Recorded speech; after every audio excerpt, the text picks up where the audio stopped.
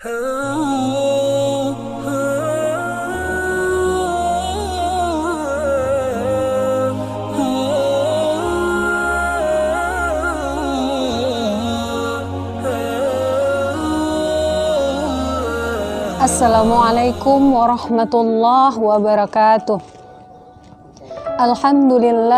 Alhamdulillahi rabbil alamin. Wassalatu wassalamu ala asyrafil anbiya'i wal mursalin wa ala alihi wa sahbihi ajma'in.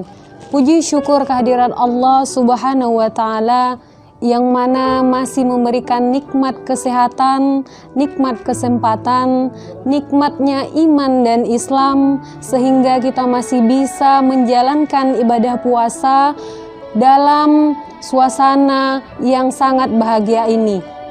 Salawat serta salam semoga selalu tercurah kepada baginda Rasulullah Muhammad sallallahu alaihi wasallam yang telah membawa obor penerang di bumi Allah ini, sehingga kita bisa hijrah dari alam kebodohan kepada alam yang berilmu pengetahuan sebagaimana yang kita rasakan pada saat sekarang ini. Anak-anak kami yang kami cintai karena Allah, pada kesempatan yang baik ini Ibu akan menyampaikan materi dinul Islam tentang akhlak terhadap tetangga. Akhlak terhadap tetangga adalah sikap atau perbuatan yang seharusnya harus kita lakukan terhadap tetangga kita. Siapa tetangga kita di sini? Tetangga kita adalah orang-orang yang rumahnya sangat dekat dengan kita. Tetangga adalah orang-orang yang ketika kita bepergian rumahnya kita lalui. Tetangga adalah orang-orang yang ketika kita ditimpa musibah dia selalu ada di sisi kita. Atau tetangga adalah orang-orang yang ketika kita kesusahan dia juga ikut serta untuk membantu kita. Oleh karena itu, tetangga yang rumahnya berada di sekeliling kita adalah keluarga yang sangat dekat dengan kita.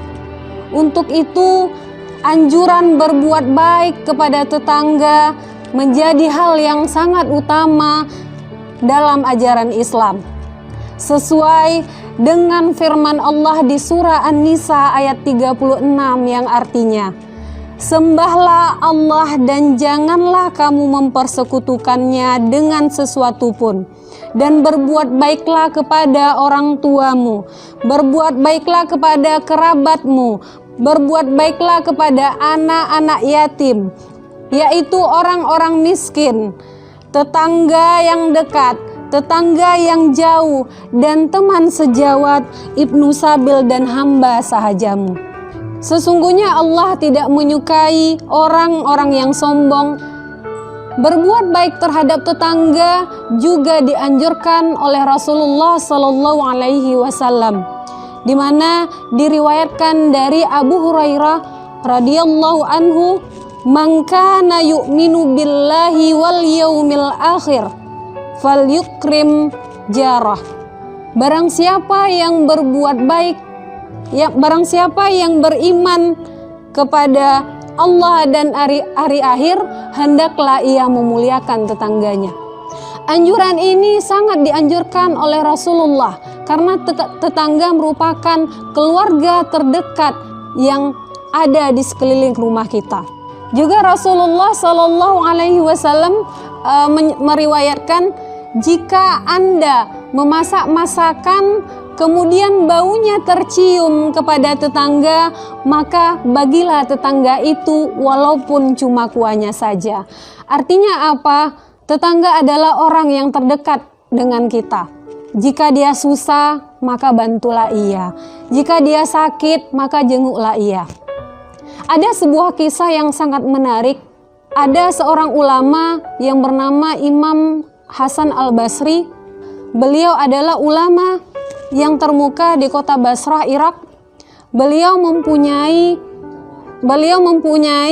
tetangga seorang Nasrani. Tetangganya itu memiliki bilik air untuk buang air kecil di loteng di atas rumahnya. Atap rumah keduanya bersambung menjadi satu. Air kencing dari kamar kecil tetangganya itu merembes dan menitis ke dalam kamar Imam Hasan Al-Basri. Namun beliau sabar dan tidak menjadikan hal itu suatu permasalahan sama sekali. Beliau menyuruh istrinya meletakkan wadah untuk menadahi titisan air kencing itu agar tidak mengalir kemana-mana. Selama 20 tahun hal ini terus dilakukan oleh Imam Hasan Al-Basri dan tidak menceritakan sedikit pun kepada tetangganya. Dia ingin benar-benar mengamalkan sabda Rasulullah, barang siapa yang beriman kepada Allah dan hari akhir, maka muliakanlah tetangga. Suatu hari Imam Hasan Al-Basri sakit. Tetangganya yang Nasrani itu datang ke rumahnya untuk menjenguknya. Ia merasa aneh melihat ada air menetes dari atas di dalam kamar sang imam tersebut. Ia melihat dengan teliti titisan air yang terkumpul di dalam wadah. Ternyata dia lihat itu adalah air kencing. Tetangganya itu terus mengerti bahwa air kencing itu merembes dari kamar kecilnya yang ia buat di atas loteng rumahnya. Dan yang membuatnya heran, kenapa Imam Hasan Al-Basri tidak pernah memberitahunya sedikit pun. Lalu dia bertanya kepada Imam Hasan Al-Basri, sampai kapan engkau bersabar atas titisan air kencing kami ini? Imam Hasan Al-Basri diam, tidak menjawab, tidak enak terhadap tetangganya. Katakanlah dengan jujur, sejak kapan engkau bersabar atas titisan air kencing kami ini? Jika tidak kau katakan, maka kami yang tidak merasa enak. Sampai akhirnya tetangganya terus mendesak dan sang imam dengan suara parau menyampaikan, sejak 20 tahun yang lalu. Ketika mendengar apa yang dikatakan sang imam, maka sang tetangga ini tadi merasa sangat sedih, dan pada saat itu juga dia mengucapkan kalimat syahadat dan satu keluarga masuk Islam. Suatu kisah yang menarik perhatian kita bahwa sebegitu besarnya Imam Hasan Al-Basri mengamalkan sabda Rasul ini, bahwa barang siapa yang beriman kepada Allah dan hari akhir, maka muliakanlah tetangga.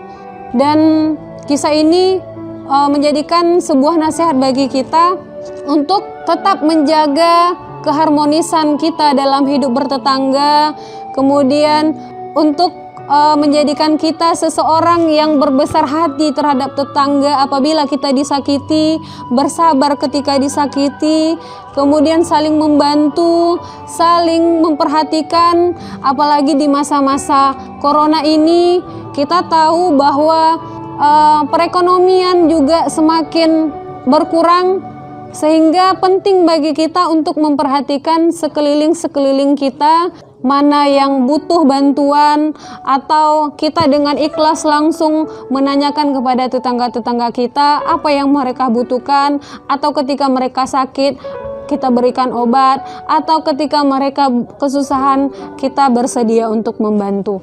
Ibu himbau kepada anak-anak ibu, mulailah dari sekarang untuk memperhatikan orang-orang di sekeliling kita, yaitu tetangga-tetangga kita, dan jangan bersikap acuh tak acuh kepada mereka.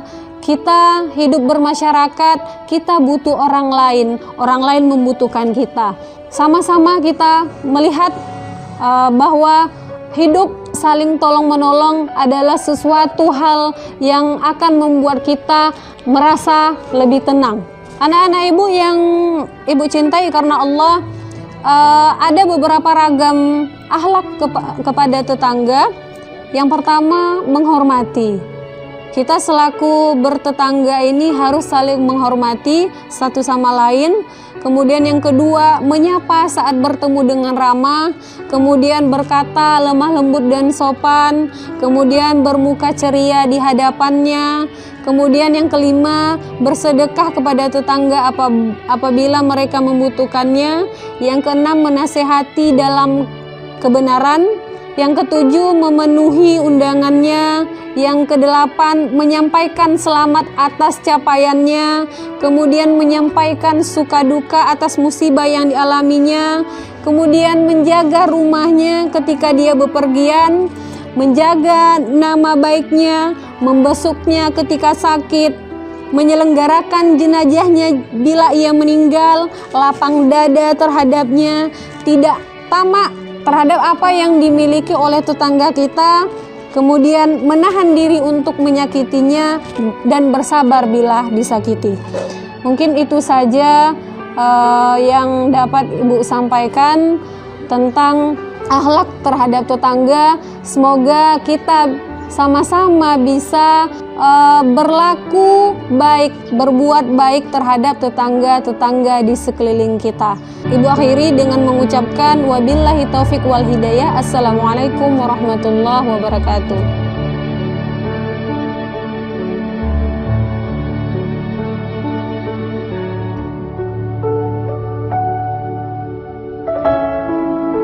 Setelah peserta didik menyaksikan video ini, silakan mengerjakan soal-soal yang ada di website sekolah kita.